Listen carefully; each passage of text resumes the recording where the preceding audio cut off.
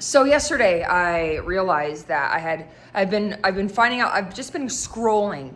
I'll wake up in the morning. The first thing I'll do is I'll spend 15 minutes scrolling on my phone before I actually get out of bed. Like I'm continuing to look for answers. Like I'm like convinced in my head that I'm just gonna find out a bit of information that's gonna change my life forever. It's like this build up, this anticipation, right? Which is exactly what content is supposed to do. It's supposed to draw us in and make us think that we're finding out some information. The dopamine's there, like we're just waiting for that. And there's actually been studies done that it's not the actual bit of information, that gives us that dopamine hit. It's the anticipation that gives us that dopamine hit. Think about people that are at the casino and they're not scrolling. They're pulling the lever on the slot machines. And that sense of anticipation, like, oh, I'm about to win this. My life is about to change forever. Like that feeling is what people get addicted to. The feeling of anticipation, okay?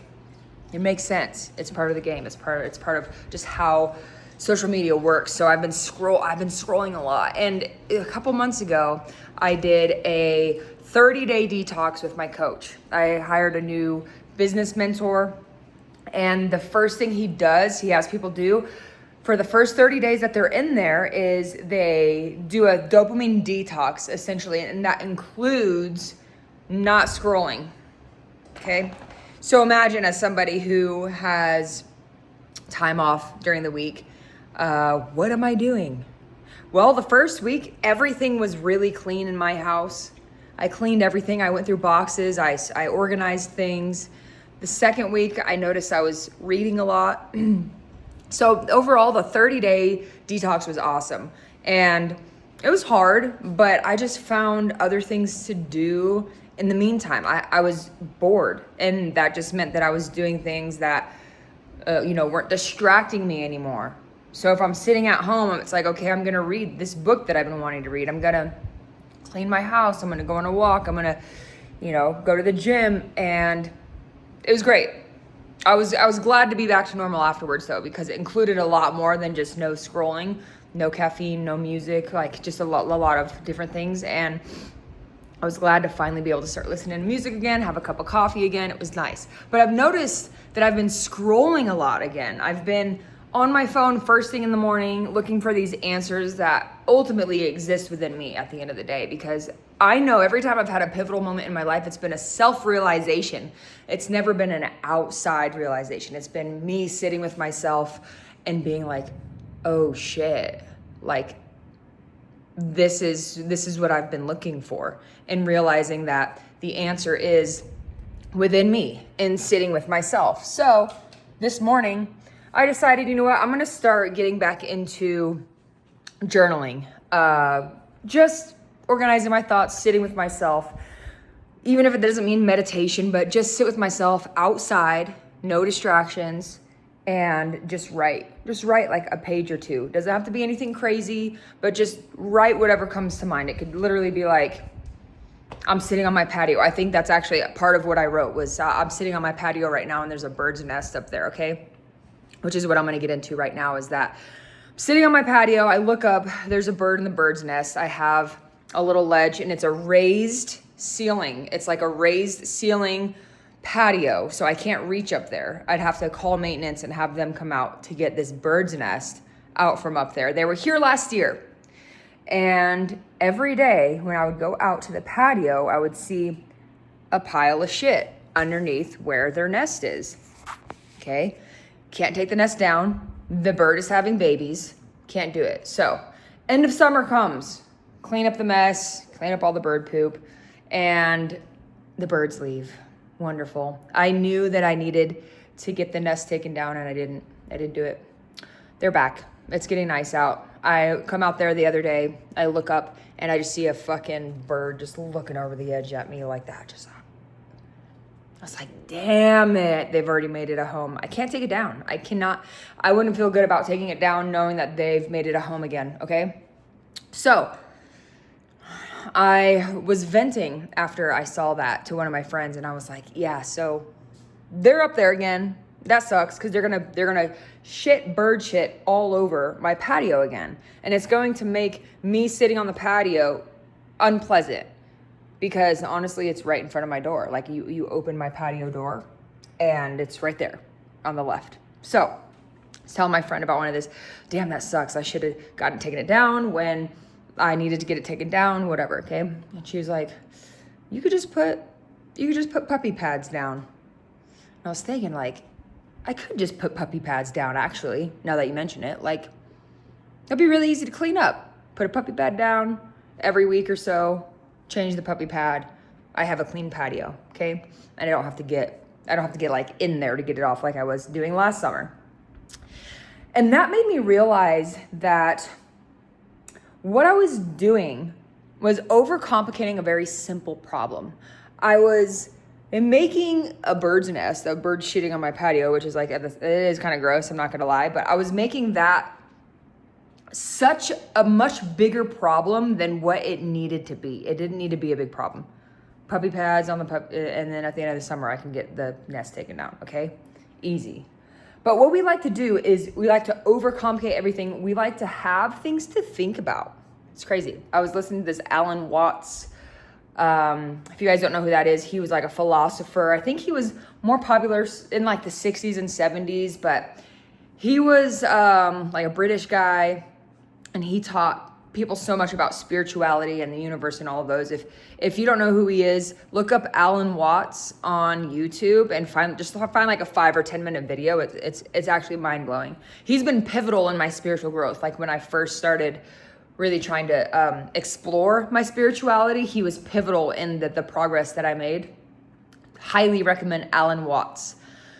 Anyway, so he was talking about in a video that humans like to obsess. They like to think. We're addicted to thinking. And it makes sense because you guys ever like, okay, let's say you have a crush on somebody, okay? Let's say you have a crush on someone and let's say maybe one day they like don't talk to you or react to you in the way that you had expected. How badly does that fuck you up, honestly? Like, how many days are you thinking about it? I know for me, weeks. I will think about that for weeks. Like, is this, like, did they even like me? Like, what was that? Are they doing okay? Is it because they're talking to somebody else? Like, did their ex hit them up? Like, I mean, everything just like spiral, okay? We love to think, we love to obsess, and we're addicted to it. So I think about that. Once I heard Alan Watts say that, I remember that stuck with me because it's so true. We like to overcomplicate. We like to overthink. We love to just make problems out of things that don't necessarily need to be problems. Have you guys ever had a friend that catastrophizes everything? They're so dramatic. Like maybe you're at work with them and something happens and like the world is ending and you're just like, fuck, like chill out.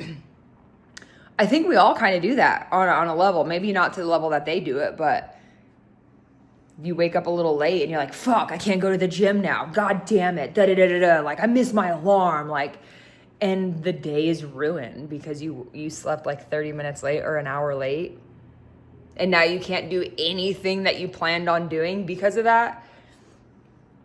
Or you forgot to grocery shop and you're running errands and you didn't pack food. We're gonna relate all of this to fitness.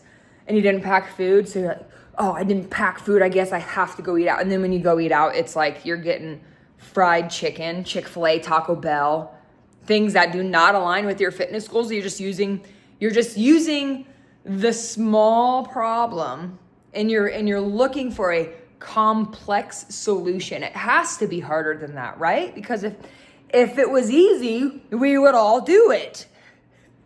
Not necessarily. We like shit to be difficult.